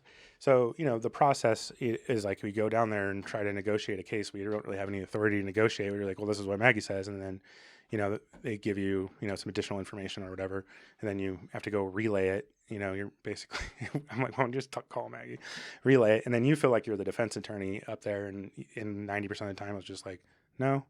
And I mean, here's a really good example of that. That probably happened a year or two before I was fired. I had this case, guy set up someone's backpack on fire at the bus stop. While he was wearing it? No. Okay. It was just like on the side. Just contextually, Yeah, no, that's a smart question. No, it's a smart question. And he had also set a tampon on fire next to St. Bernard's School and put it in a bush. And then there was one other case. It was another kind of, he threatened another person to throw a brick at an ATM machine. Real high quality heist here. The guy very clearly had physical manifestations of Down syndrome. He was developmentally delayed. Like there's, you talk to him, no question. You look at him, you can tell. It's pretty apparent. Yeah, it's apparent.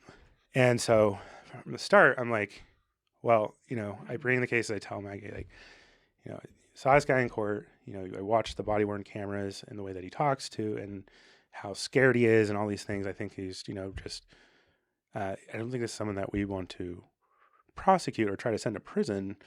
I think we could probably find some sort of diversion here early. He was also a regional client, so he has a caretaker, a social worker. And so I'm like, why don't we just, try to, do some sort of diversion early? And I got big red pencil that she is on the thing. No to that. We are going to prosecute this guy for a strike arson as well as vandalism and attempted theft. And then this other minor. Maggie arson. decided this. Yeah. And so I was like, all right, that's what the boss says, right? So it takes 4 times to get this thing to prelim, just out of court space. So that means 4 times we bring 3 law enforcement officers. I think it was actually 4 with the other case. 4 law enforcement officers wait all morning for a courtroom, don't get a courtroom, they leave. Taxpayers' money, officers off the street. 4th time we finally get it to a hearing. He's held to answer. I mean, there's no question. It was on surveillance video. It's not an evidentiary question on those things. And then another 2 months go by, and we're at trial assignment, the last step before trial. And she tells me, well, I was down there. She's like, I don't know if the jury's gonna like this. And I was just like, that's what I've been trying to tell you. Yeah. And then she's trying to just ditch it off for like a misdemeanor conviction for all of this stuff. Just a misdemeanor conviction with no consequences. There's no community service. There's no jail. It's just like paper conviction, which is, what do you give this guy that's going to have a tough time getting a job? He's developmentally delayed. Now we're going to just, have a conviction to have a conviction. Okay. And this is after getting it all the way to that. Yeah. Makes no sense. So that's stage. what she takes, takes it over at trial assignment. And that's what she does. And she asked me, or like before she does that, she was talking to me about the resolution really quick. And she's like, yeah, I just don't think the jury's going to like that. And I was like, I literally went, why we're here? And I picked up the file and I turned to the page with her big red pencil and I said this from the start.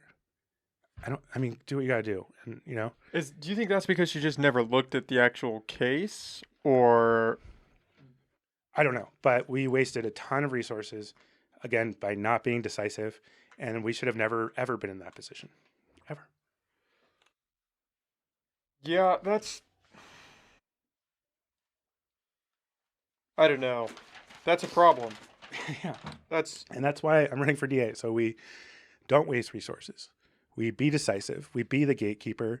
There's going to be people that don't like our decisions, but, we'll stand by them and explain why we made those decisions.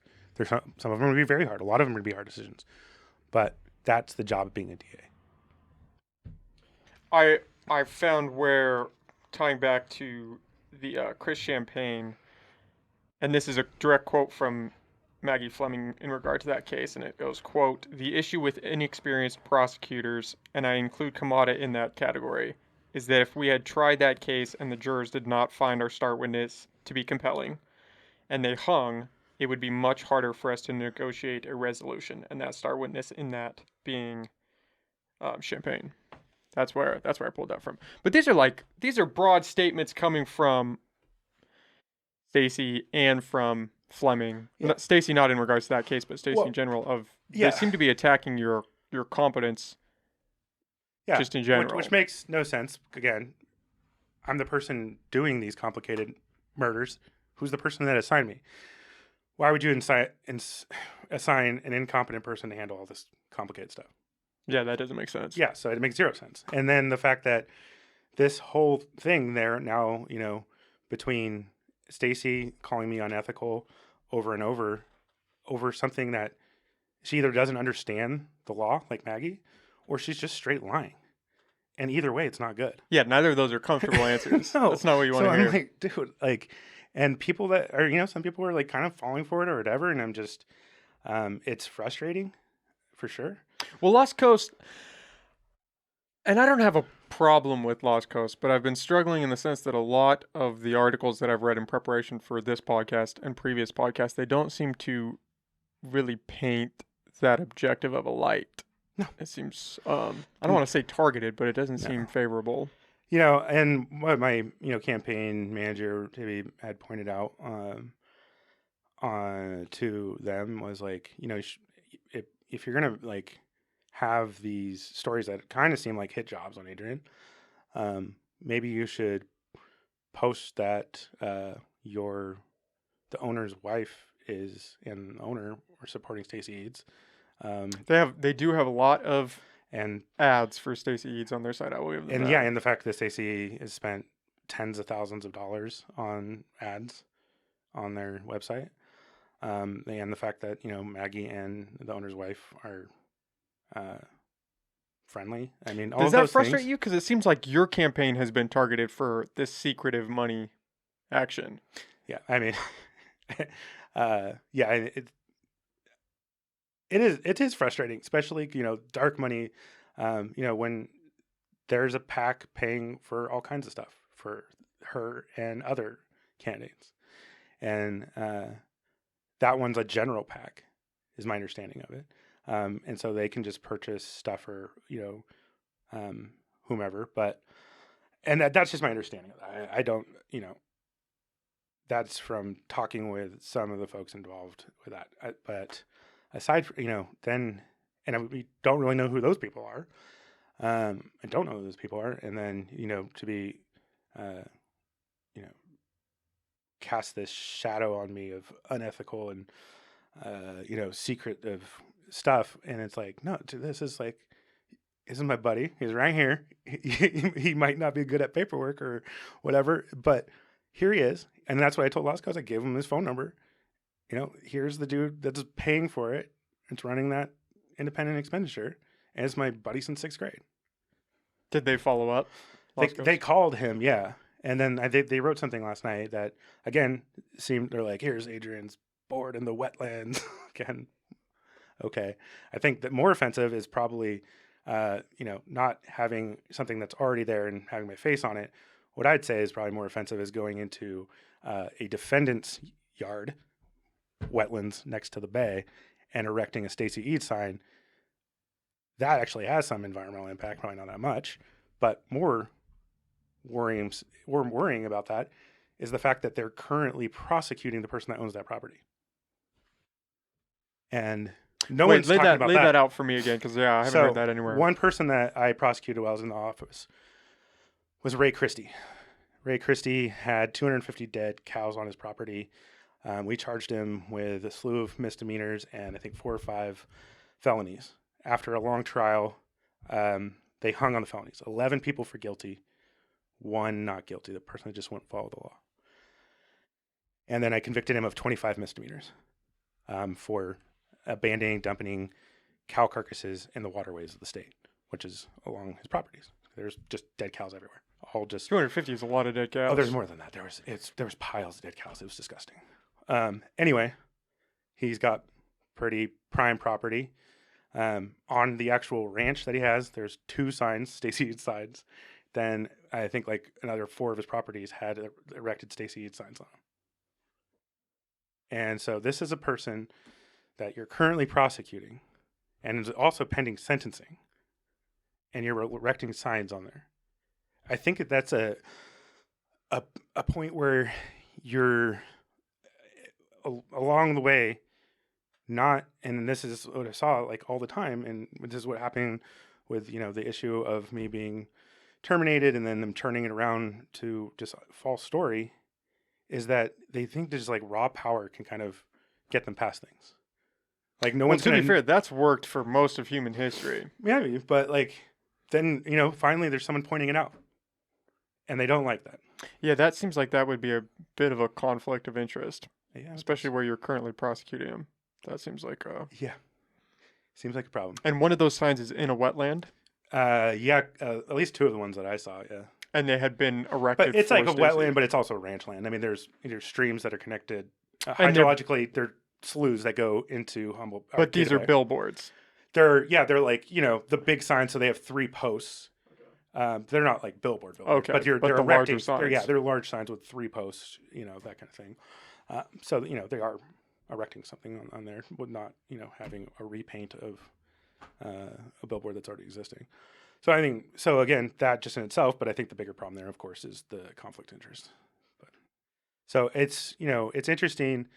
Then they hire this other political consultant that like harasses harassing my family at the parade, who turned 2 charity events, try to turn them into Stacy Eads campaign events. One charity is Bander. This is another one of Stacy's surrogates, Bander, and they gave all the money back that the Eads campaign donated to the charity, gave back and said, we don't want it. Don't use any of our pictures in any of your campaign stuff. And sure enough, they continue to do that. I mean, talking about, so it's hard that, the questions about ethics are coming on me when they're doing, with their raw power, using the DA's office for one. It's illegal to use it as a campaign tool for Stacy, but that's what they've done from the start. They literally brought a number of prosecutors into the office with Stacy sitting there and Maggie sitting there. 2 of them close the door behind. Prosecutor sits down and they go, "You're supporting Stacy, right?" In office, during hours, on the clock, in a position where you can fire someone. You have a power position over them. So all the stuff that they, try to sling at me, it's like, it's frustrating because, I'm just, this entire time, my campaign team is like, we got to fire back. We got to send these press releases. We got to do this. We got to do that. I'm like, let's just try to stay above it. What we're doing is working. We're talking to people. They know we need change. We've won all the endorsements. Let's just keep going. I think in engaging with them is kind of what they want. They want to get us off track. They want to bait us into, billboard shenanigans. They don't want to talk about the increase in violent crime over Maggie's tenure. 30% increase between 2014 and 2020. 30% in violent crime. Mendocino went down 28% that time. Yeah, it seems like a lot of people have mixed feelings about Maggie in particular. We need someone in that office that's going to show leadership. And that's something that I don't think either Stacy or Maggie have. I think that they have skills at certain things, but they're not leaders. Straight up. That's a big statement. I was just giving that some air to breathe. No, I mean, if I guess you have to, the culture of like not speaking out about anything that happens in the office too. And you can see that even in the memo that she, in my response, there was at the last page of it, she writes, I saw in a file that you said you were disappointed that you're no longer going to be the environmental prosecutor, and we need to keep a constant face, or I can't remember the term that she used, but basically that we shouldn't be talking about internal stuff. We should all be projecting A united front type of thing, right? Okay. And it was because the prosecutor or the guy we'd been working on a case together for a while, and we were getting to trial, and the case was taken away from me during this part, and I emailed him, I'm no longer the environmental prosecutor. I'm trying to hang on to this one case because we've put so many hours into it, but I think it might get reassigned. And he emailed me back, well, either way, I just want you to know, and don't let this go to your head, that you're the best prosecutor that I've ever worked with, a U.S. attorney or, local. And, I just was like, thank you, and try not to let it go in my head. And, just to kind of show like what's, happening. I put that email in the file. I put most emails in the file. And then, Maggie read that and was like, basically, why are you telling people that you're disappointed that you're not doing this job anymore? I mean, come on.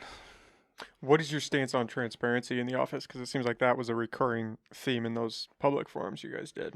Yeah. So I think, the one thing that's really sort of blatant is their trials.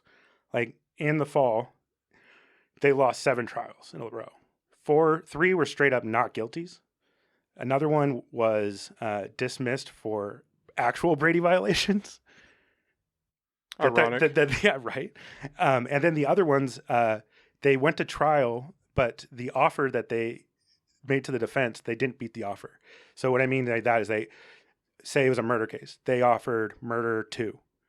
And then the defense came back and said, well, it's more of a manslaughter case. And they're like, nope, we're going to try it. And then they ended up with involuntary manslaughter. So way below the bar. Yeah. So that's a loss too, even though they chalk it up as a win. Unless, of course, I'm doing it, and then they would chalk that up as a And they loss. don't share that information with the public. And currently. then, yeah, I guess that's going back to the point is if they win a trial, they're like, we won, look at us. And then if someone is found not guilty, there's just crickets. And I think that, the defendant has been accused of this thing in the court of public opinion by having his or her face, during the arrest. And if there was news following it to some extent, there's a lot of cases that, they only follow for so long. Some of the bigger trials will get followed, but this wasn't, some of these weren't them. And this person, has been known to commit this crime, and then he was found not guilty, and they're not saying anything about it. It's just, so I think under my administration, we will release the results of every trial. Win or lose. Win or lose, because that's, I think, just fundamental as a public servant. That's, you should be telling your employer, people of the state of California that you represent, we lost this trial. Why would you hide that? Would a private business ever allow someone that, had 20, that lost 7 big accounts at, some ad firm or something, and just went, boss walks by and they're like, and then they get one account and they're like, we got an account, but we just lost 7, and not let them know, that person would be fired immediately. So to me, hiding that, not being upfront with the public is a problem, and that's will change immediately.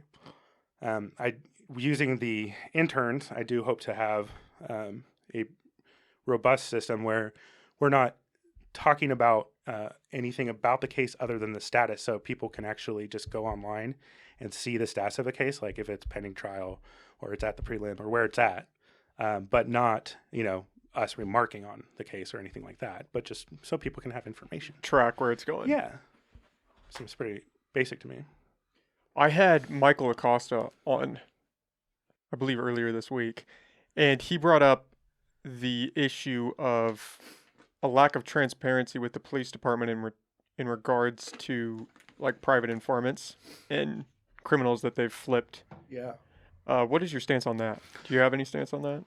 I do. I mean, I think he's very focused on a narrow thing because, you know, they used informants to come at him, right? Yes, So his case is definitely Yeah. a primary factor in his targets right now. Ultimately, Maggie decides who is eligible to be an informant. And, you know, generally the things that you're looking at is their record. Like, has it been a really bad record? And then the value of the information and the credibility of the information that you're getting. And also if they did have a prior track record. And so there's factors that go into it. Generally, I think that there should be a very clear established contract. There are some times where they go, written informants or whatever. But, you know, being the person advising on DTF, you know, as a prosecutor, I never want to know who the informants are, generally. But my goal is to just, again, this ties back into you want to keep informants secret, right? And that's what, you know, in this case, because you're going to get a search warrant to go search a house. And there's an evidence code 1040, 1042 that allows for that. So that's, you know, akin to the situation where we're talking to a person that they claim is an informant or a witness, which is neither of those things. But again, we're just getting information to get a search warrant. But so that's just like to show you how that works. But in any event, there are value. It's part of, sometimes it's not the glorious part of the job, but sometimes, you know, if you want to bring down a murder case and you have someone that's charged with drug case, and, you know, they did that in the Jason Warren case. There was a guy that had a bunch of asset forfeiture, hundreds of $1,000s, a few cars, all of these things. He wasn't even a witness into the case and to the primary event in that murder. He was someone that had been hit by a car about, I think it was 8 years earlier, by the same defendant. So that comes into evidence to show using the same sort of weapon, not for the guy's character, but to show that he was the person that committed the crime because they used a weapon in the same manner, essentially. To get that guy to testify, who's, you know, probably really not that necessary with the evidence they had, but nevertheless, they gave him all the money back, all his cars, dropped all the felony charges against him. So it's a case-by-case basis, and then there's, like, you know, the working informants for the drug task force that... I'm sorry, could you just pull that just a little bit closer? And then there's the working informants for the drug task force that, you know, usually are low-level dealers or users that just give information on people that are bigger. And so obviously anonymity is important in regards to names so that you can't identify these people. But I think there could be an argument could be made that transparency should be involved in how many the county currently holds, what they're being paid, or if what their charges are being diminished to. I think that could be valuable. Yeah, and you need to put that information in the search warrant if you're saying I have a confidential informant. Not how many confidential informants. I agree with that. I mean, saying how many there are without naming them, that doesn't seem to be a problem. Mm-hmm. But when you're talking about the confidential informant, he usually says that the confidential informant is doing this for, you know, consideration in pending charges, or they're being paid, is usually the two that you see for. But not what those charges are being diminished to, or what that compensation looks like. No. Okay. What a defense attorney can do, if they have some information or they can read between the lines, or maybe there's something in the statement of probable cause, they can file a motion for revealing the criminal informant. And that would be the full identity. Yeah. Okay. And, if there's a mistake made along the road, then essentially it leaves the DA with an option of, potentially having to expose that person, potentially putting them at harm, or dismissing the case.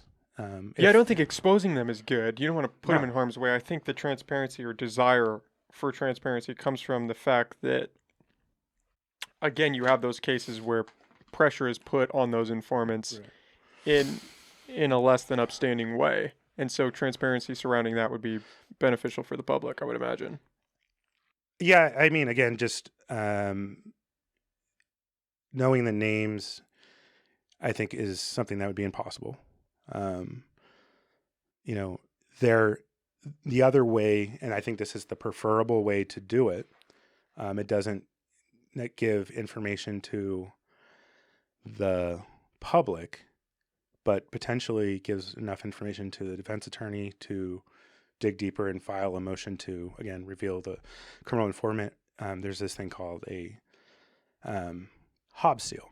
It comes from a case, People v. Hobbs, and it allows, for the search warrant, which is a public document, it allows for sensitive information that could reveal an individual informant, if it could reveal who they are, and that there's a chance that person could be harmed because of becoming revealed. You can put it in a sealed document that the judge reads, but then seals that document. And it's part of the search warrant. It's part of the probable cause narrative of how they get to where they're going. But it seals it off. And in there, you can say who the person is and put their record if you want. You don't necessarily have to do that as a police officer. You could still refer to them as a criminal informant. But when you do that in a Hobbs seal, you're usually giving up some information that would likely reveal who that person is. Sometimes it's the neighbor, that observes people coming back and forth. But the only one getting that is the judge. Right. Okay. And so I think that's, that strikes the balance that we need. I think it works. Okay. Well, do you have, I don't know how much time you have. We've done 2 hours. So, yeah, I know. Do you have anything else you want to just quickly throw out there? I mean, we covered a decent amount here. No, I mean, like I said, I'm trying to talk about ideas. I'm trying to talk about change. I think that there is a path to modernize our DA's office. And, the reason that I'm putting myself out there in a time when politics is divided and the discourse is disgusting, That's an understatement. A lot of people don't want to get involved, and a lot of good people don't want to get involved because, you see what happens. You're accused of stuff you didn't do. You're accused of, being fired for not disclosing evidence in a homicide, which is completely just not even remotely true. And so it going in through the process, I knew that I was going to have to face certain attacks and stuff like that. Disappointed in the DA's office using itself as a campaign weapon. I'm disappointed in Stacy. Disappointed in Maggie in a lot of ways. I think what they're showing is being desperate and kind of pathetic. And, the whole reason I'm doing this is because this is where I grew up, and I want it to be safe.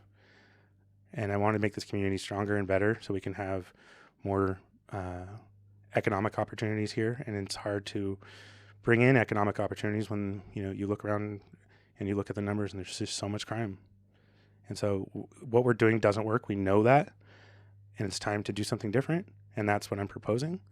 And so I think that's what this comes down to. It doesn't come down to, which one of my friends bought a billboard.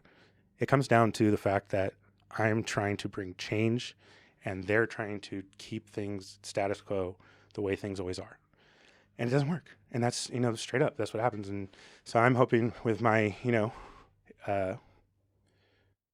plan and putting the right people in the positions and reorganizing, we can build what we need to build here and become a leading, respectful DA's office. Okay. And where can people find you, find your campaign? AK4DA.com has a ton of information on it, including all of our endorsements. Like I said before, Democratic Party, Progressive Democratic Party, Yurok Tribe, Labor Council, ASME. That's all of the administrative workers in the county of Humboldt. You know, we have a lot of support, a lot of people from the medical field. Again, more law enforcement support. One of the interesting things about law enforcement, one, we have just more people endorsing than Stacy Eads, but it's like almost a flip reverse. So I think, I'm not getting the numbers exactly right, but say there's 30 people that are law enforcement officers that are endorsing me. 28 of those 30 are active, and there's captains, lieutenants, sergeants, and patrol officers across the board. And say she has 25, 23 of those people are retired. So it really is the old way versus this new way. And I think it's time for the new way, because the old way doesn't work. I do just have to ask this last question, because I was just reminded by you saying that, and then we can wrap it up. Yeah. Are you at all worried, because it does sound like you're close with these officers and that you have built a rapport with them in the department? Are you worried that that could compromise any trial that comes your way in regards to an officer involved in something? No, I think the officers that support me, they know, like I told you before, I'll straight up tell them, hey, you messed up here, and let's make this better so it doesn't happen. They know that if they intentionally do something wrong, if it's a crime, I'll file charges against them. They tend to be the officers that don't like it when they see people get special deals from the DA's office, because it, to the public, affects their credibility. It's harder for them to make cases when police officers can't be trusted. And these are the guys you can trust.